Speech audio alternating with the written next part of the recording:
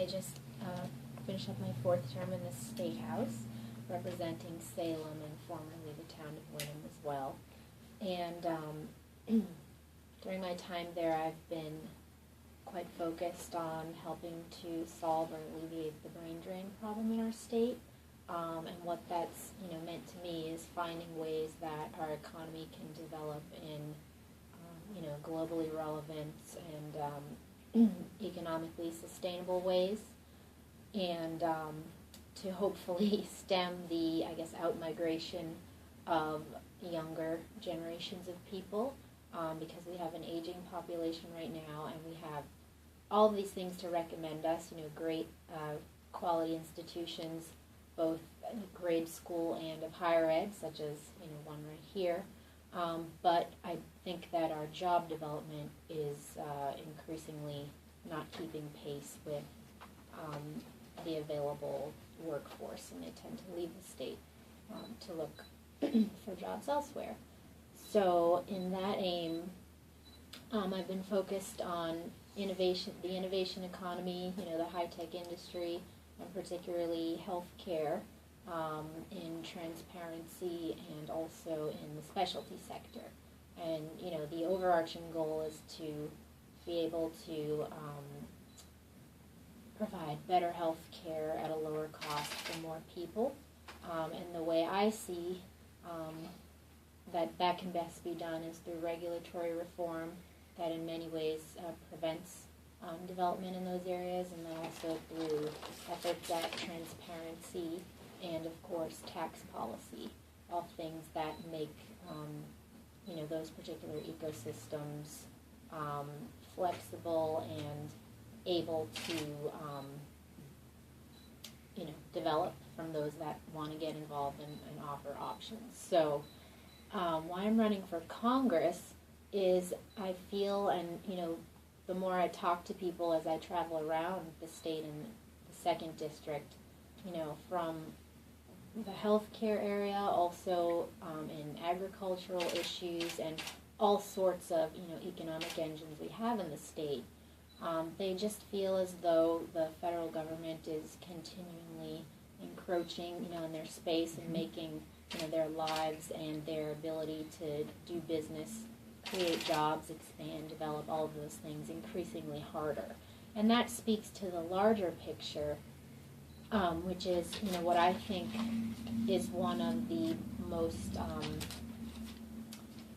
real concerns and threats we have right now in our country, and that is there seems to be a total breakdown of trust between the citizenry and their governing elected officials. And it used to be that people say, oh, politicians, they're dishonest and corruptible, and politics is politics, that kind of thing. But right now, in the last few years, from the very highest point of our federal administration, the president himself and all his surrogates, there have been a rash of issues and scandals that frankly have shown that we are in fact being deceived, and that trust has been broken. I mean, you look at what happened with the IRS scandal, you look at Fast and Furious, you look at the aftermath of the Benghazi incident, the VA administration, complete lack of accountability, transparency, and then again, even just Obamacare. I think everybody understands that, in a policy area that's so wide-ranging, sure, you can debate, do we want to move towards a more consumer-oriented, free market, innovative model, or towards, more government control and centralization. That's a healthy debate to have when it comes to policy. But when you foist something across the entire country, and based, frankly, and sold on what are lies and false premises, that's a real problem. So I think that our current Congresswoman has contributed to the problem instead of, helped empower New Hampshire to best be flexible to meet the unique needs and challenges that our state has. So I'm seeking to replace her this coming November and hopefully help out.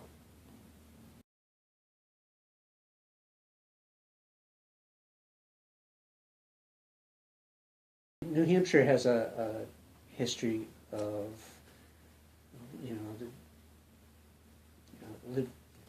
live free or die and such, with having gun rights as a basic right.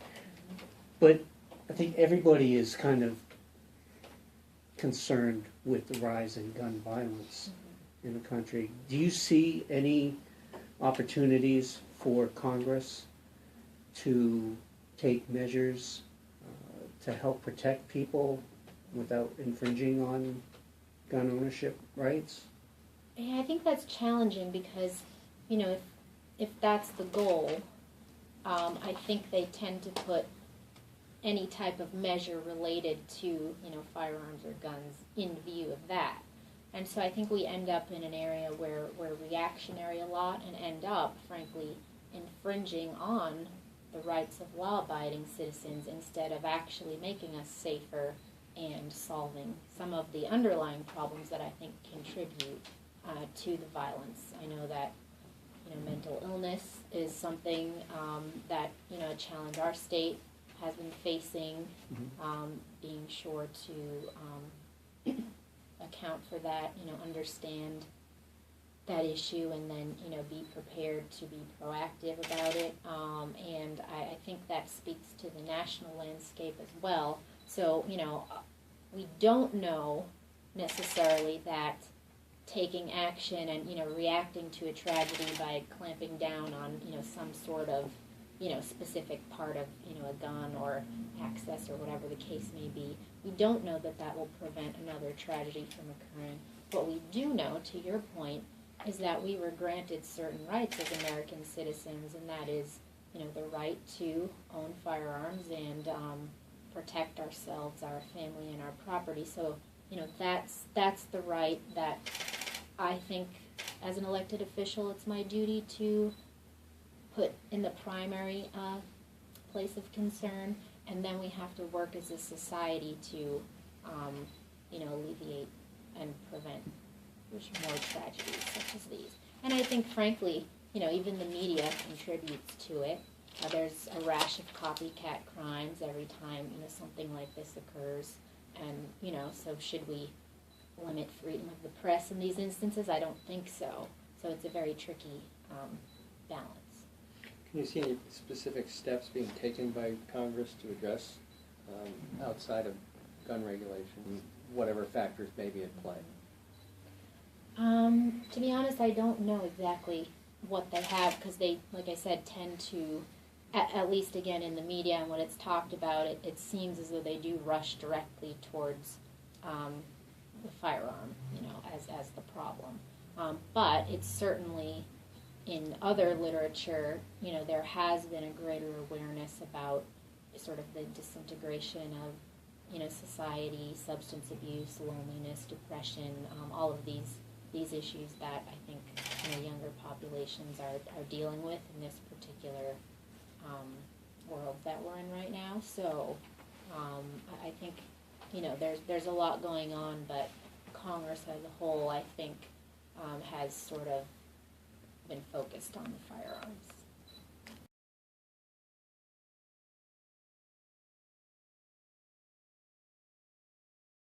This is obviously sort of an ongoing issue, but what measures would you support in sort of the immediate term to address the overflow of undocumented immigrants at the southern border into the U.S.? Well, it all would tie into the greater immigration debate and necessary reforms there, but I think it's obvious that at this point it's really sad that we keep allowing these situations to occur, and then if we don't deal with it and secure the border, it will recur again. Yeah. So the first thing is that this shouldn't be able to happen, and now that it has happened, we have laws in place, so we have to go about the process that we have set out. But certainly, we shouldn't allow our own mishandling of a situation, to then circumvent, frankly, the rights of American citizens and those that are trying to immigrate here legally in the proper way. So I think it's unfortunate that, as usual, it seems the administration has basically just asked for, about $4 billion to help, solve the problem, or, whatever the case may be. And it's sad that it always comes down to money. Certainly we need to be sure these kids are treated humanely, but I do think they have to be returned to their place of origin. Do you think it's the responsibility of the U.S. to address the issues in the home countries where the kids and where the people are coming from before they decide they need to come here? In what way? I mean, sure, we can work, there's diplomacy, right? Yeah. So obviously there are issues with the ongoing, drug war and all of that, and those are long-standing and complex, but in terms of this particular issue, I don't think, we necessarily ought to be involved a lot, aside from doing the opposite of what we did do, which it seems that we encouraged people, to come here with the understanding that it would be easy, and, whereas we should be saying the opposite, that this is not acceptable.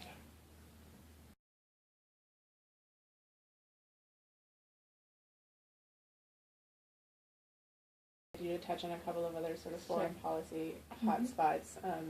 So I guess I'll list the ones we weren't thinking about talking about, including your views on what's going on in Israel and Gaza right now, and then also the Ukrainian separatists and the threat of extremists in Iraq. Yeah. And you can mention anything Sure. else that you want. No, well, you hit on. Keep spinning the globe. Yeah. Well, and that just speaks to, I think,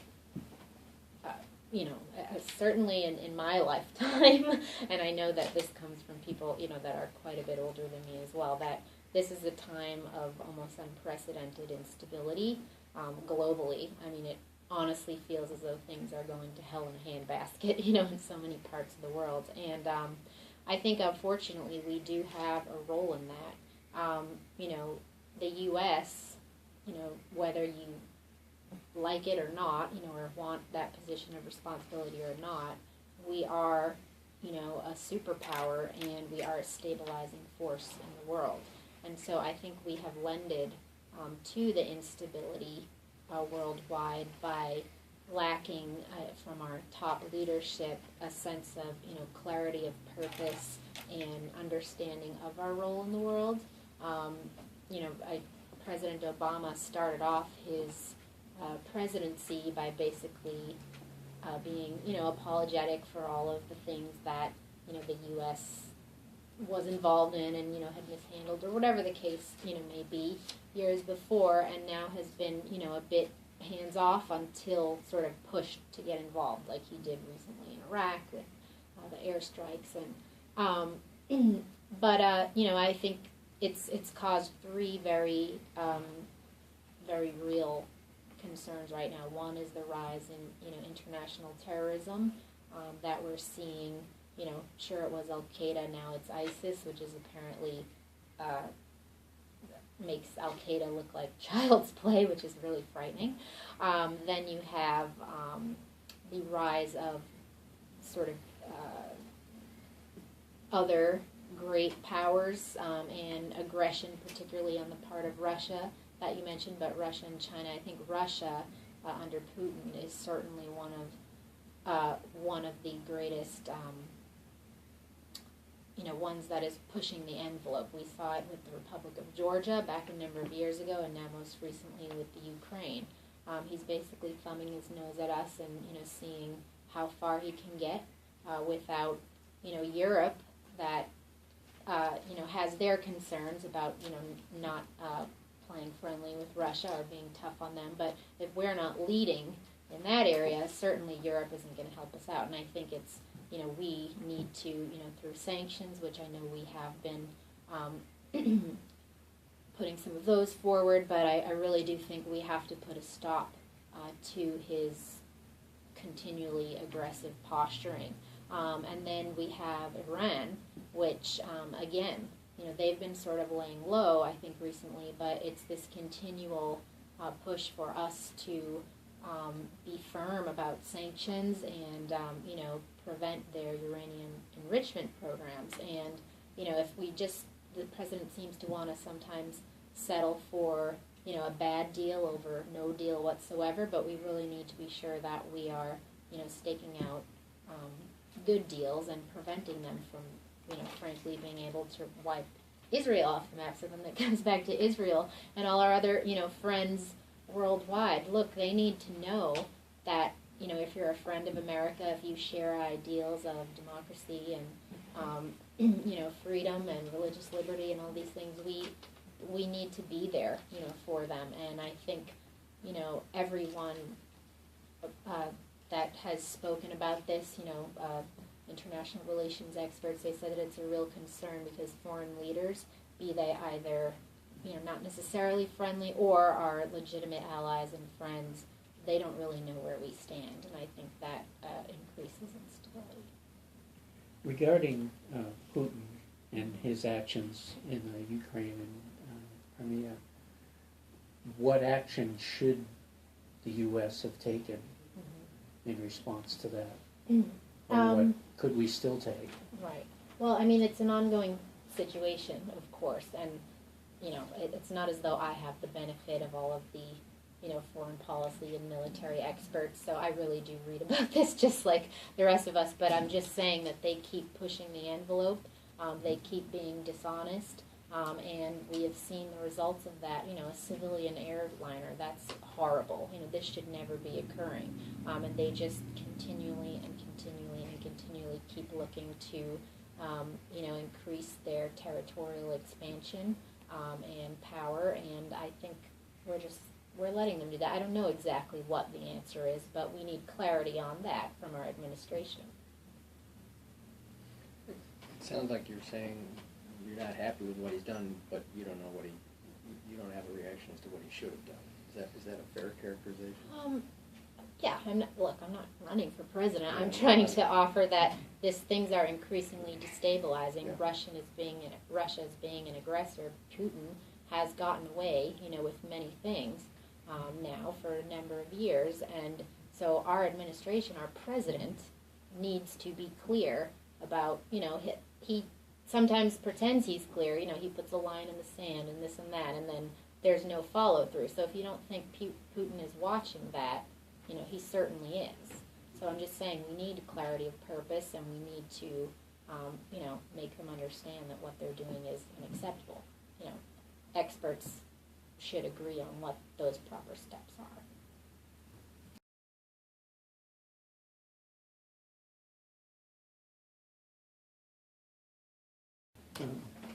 So, energy prices in New Hampshire spiked last winter.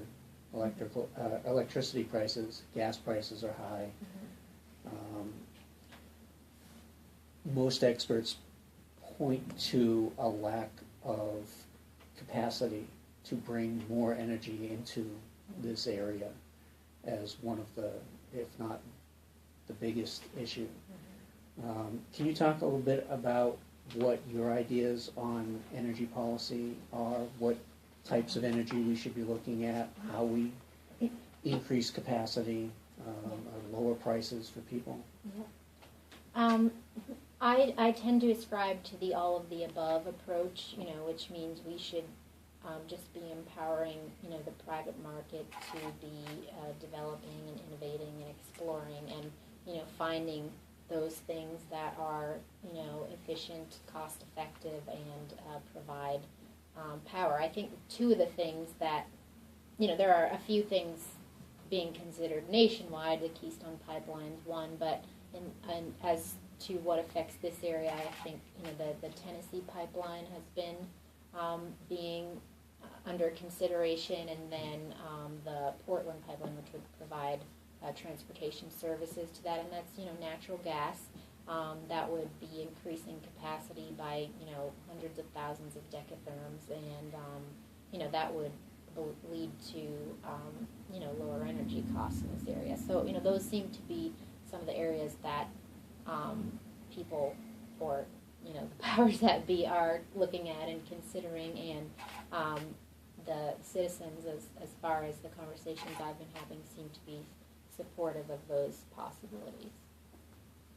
In Northern Pass, what's your position? Yeah, Northern Pass is a bit different in that I know, you know, as I've toured the North Country, there's actually a lot of very firm, you know, opposition to that, particularly because in, you know, the North Country is so strapped right now for economic development, that, you know, tourism being such a large economic engine, really, you know, one of the primary and only ones right now.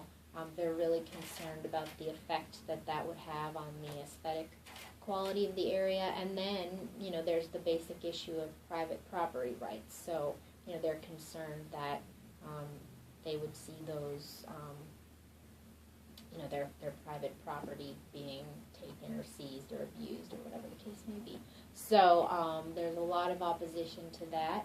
So I can understand that, and I, you know, do oppose it in that respect, though the compromise that seems to be on the table that, you know, they are in fact supportive of, again, from the conversations I've had, is burying the transmission lines. So in that case, I think that's a, you know, a great compromise, and hopefully that's what will come to the table.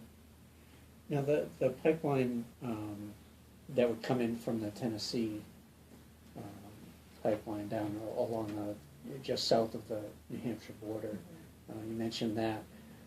That's something that wouldn't be buried, and it's received a lot of the same complaints in terms of property rights, environmental issues. It's going to look terrible. People locally don't want it in those communities.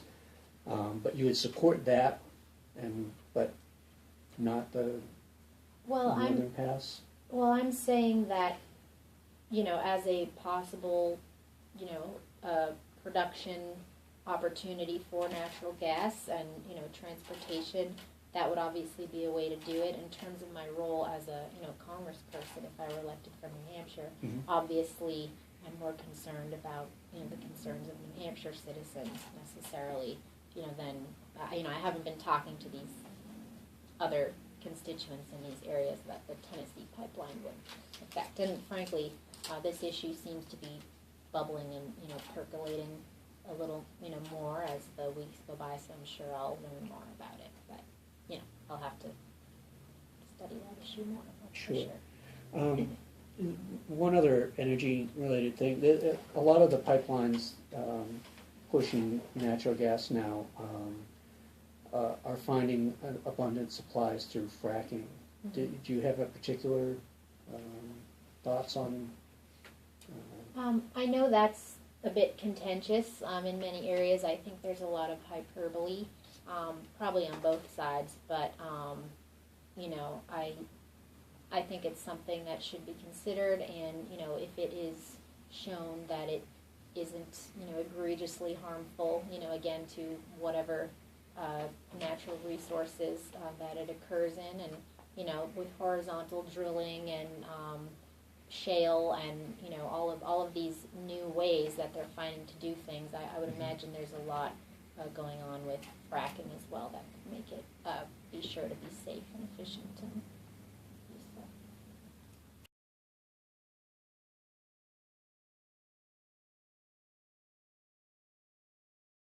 Shifting gears a little bit, you've talked a lot during your campaign about problems with the Affordable Care Act. It's been, you've noted in several interviews, work that you've done in the legislature on some of those topics. And you've said you would repeal Obamacare if given the chance, or try to dismantle it. Do you see any aspects of the Affordable Care Act that you think are helpful and you'd want to keep in place? Yeah, I have, and I do speak to those. My primary opposition to the Affordable Care Act is that with any type of, you know, comprehensive umbrella, you know, broad mandate that basically takes New Hampshire, you know, and California and everything in between and treats them as though they're all the same and have the same, healthcare ecosystem, I think that you end up with some positive things that are actually reforms and then a lot of terrible things. So some of the positive things I think are, coverage for those with pre-existing conditions, the move to electronic medical records. I think that's important, especially in, these economic times. I think the fact that, children or young adults or whatever you want to call them can have coverage up to the age of 26 and their parents' plans. I think those are all important, but it's missing out, for example, on some huge issues, that being, medical malpractice reform. And then there are some just frankly seriously problematic and awful things that unfortunately are the cornerstones of the law. And, that is the individual mandate, which starts off fairly minimal, and that's why they say, a lot of people will probably opt for it, about a $75 to $95 or, 1% of your income, I think, or 2% of your income penalty. But in the next 3 years, that's going to increase to about $800. So the fact that the government, would be fining citizens that can't afford health care and are told to, take this, that they're given, and then fined if they don't, and then in some cases can't even afford, the options afforded them. I think that's a big problem. The employer mandate is also problematic. It's leading to a lot of economic contraction, job losses. I hear that from business owners across the state. So again, how is this a success if, someone may have access to health care, but they're going to lose their job? That's a big problem. Then you have what it's doing to Medicare Advantage. That's about a $2,400 hit on senior citizens. That's a big problem. So that's why I'm saying what my goal is to move towards better health care for more people at a lower cost. That means more access. That means more options. And it really just means that our state should be able to be flexible and adaptable to meet, the unique needs of our citizens. And when you centralize control of health care of the whole country in Washington, that means things aren't flexible at home. It means you're taking our health care system and turning it into basically the Veterans Administration, which, was just shown has, many, many serious flaws and problems. So that's my, focus, meaning, yes, I'd like to repeal it because I think as a whole it's problematic, but it doesn't mean you can't go in and, actually pass targeted reforms. But pragmatically, I don't think we're going to have a vote to repeal it. I just, it's taken foothold in many respects, obviously, and so then I say dismantle. We have to remove some of the most egregious parts. Do you think that those, if it's taken a foothold, it's going to be difficult to accomplish that? Well, again, how would if you go you about can keep it as, loose and flexible as possible, parts of it are in place and, may not be able to be repealed or whatever the case may be, but as long as it doesn't cement itself in the, large, inflexible conglomerate form it is now, that's the right direction towards me. I'd like to see New Hampshire be able to adapt to its own circumstances. It sounds like one of the things perhaps you'd like to dismantle would be the individual mandate. Is that correct? Yeah. Yep. So, assuming that happens, who bears the cost of people who choose not to get health insurance?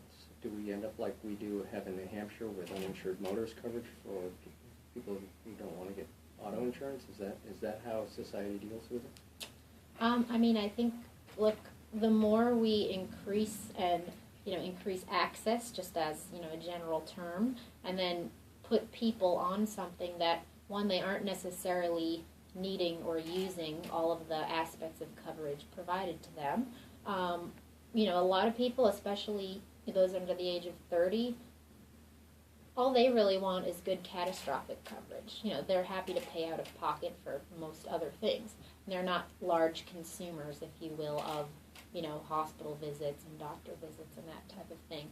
It's tends to be, I think, 80% of healthcare services are consumed, if you will, by those over the age of 60. So my point is that, why would we want this sort of one-size-fits-all type of thing where everybody is forced into, one pool, when in fact everybody has unique health care circumstances and considerations. So I'd like there to be flexibility in that, and I don't see Obamacare as offering.